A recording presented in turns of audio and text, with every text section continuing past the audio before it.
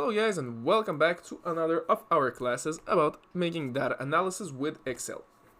So as you can see in this project, our main goal at first was to create a database. Right now we want to make a complete analysis of this database. So the way we'll proceed right now, we'll talk about the goals, what exactly we are trying to look with all this data, and then we'll make our dashboard and create our database, make our database analysis. So let's start.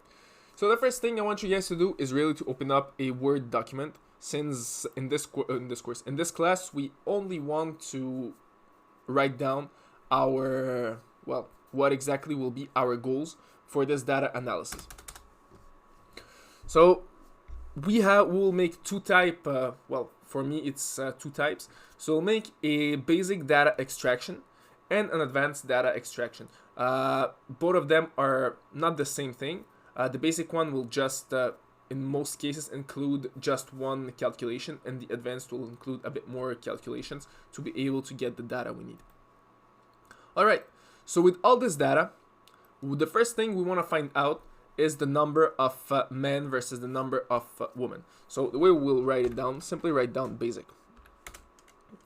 So as I said, the first thing we want to calculate is really the number of men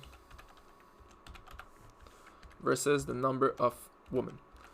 So this way we'll know exactly how many men and how many women we have in our database. And each time it will refresh the page, we'll have the exact number of men versus the exact number of women.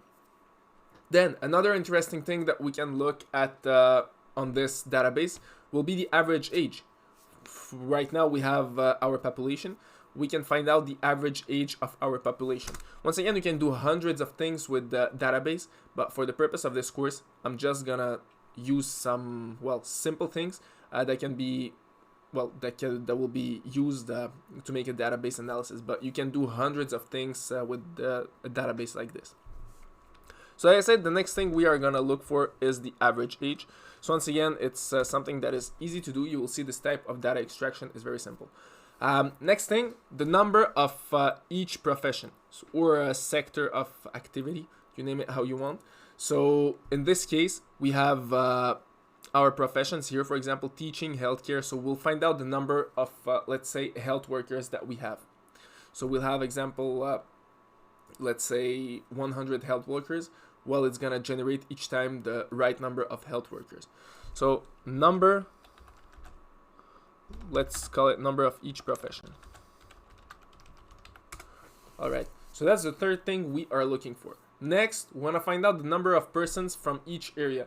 So in this study, we have, if I'm not mistaken, 13 or 14 areas, and we want to find out how much people are from each area in this case. So we will have a small place where it's gonna write, where exactly we are looking. We are gonna look for how many people are coming from each area. So we'll write down number of persons per area. Next, the average income.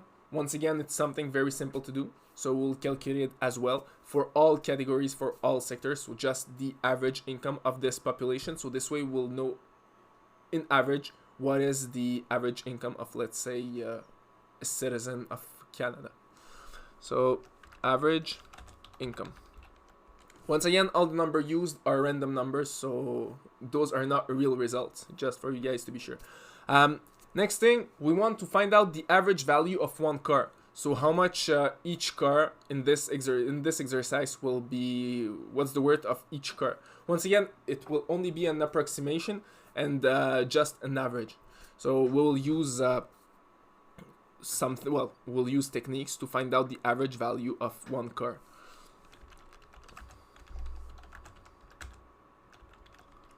Of a car that a person purchased. Once again, there are persons who purchase more cheaper cars. There is person who will purchase more expensive cars.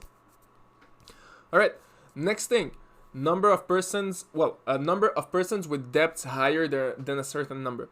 So when we are talking about debts, we are gonna talk only about the debts right here. So we'll try to find out how much people have.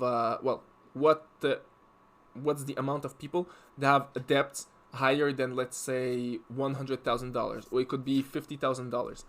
Once again, it will make the calculation automatically. So the way we are gonna write it down, number of persons with debts higher than, let's say, X. Last thing will be the number of persons that have more than a certain amount left on their mortgage. So once again, we will decide of the amount, and the number of persons will change. So for example, we are looking for people that have more than $200,000 left on their mortgage. So those people will be calculated on in our, let's say, calculation. So once again, as I said, there are hundreds of ways to make a database analysis, and there are hundreds of things that we can look and connect together. But once again, we are making some basic analysis. All right, next thing we want to do is for our advanced features, we can say it this way. So the first thing we want to do will be calculate the average income per territory. So for each territory, what will be the average income of people? For example, for New Brunswick, what is the average income of people from New Brunswick? What is the average income of peoples from Quebec, for example? Then we'll have the average income per sector. This means, for example, how much a healthcare worker will earn, let's say, in average.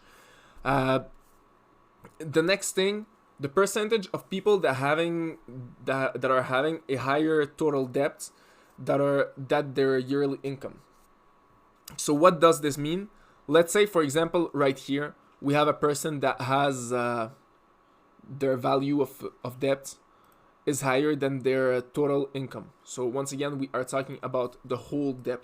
So the value of their debts, we talk here about their mortgage, we talk here about, we talk here about absolutely everything, other debts that are higher than their income. So their income is somewhere here.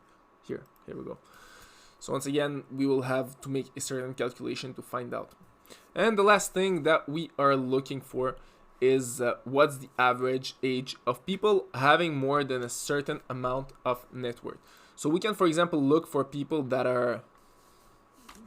One second, I just didn't write the last thing. So for example, we can look for people that have more than $1 million. So we can look, for example, for people that are millionaires. So what is the percentage of this population that has millionaires in it?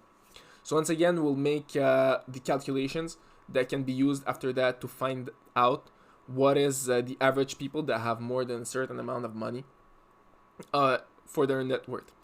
So that's it for our goals. So right now we have our goals to be able to create our, to make our analysis. The next thing that we will have to do is to create our dashboard. So the way that the analysis will be, that everything will be presented. And after that, we'll make our calculations. So that's it for this course, guys, and see you all in our next class.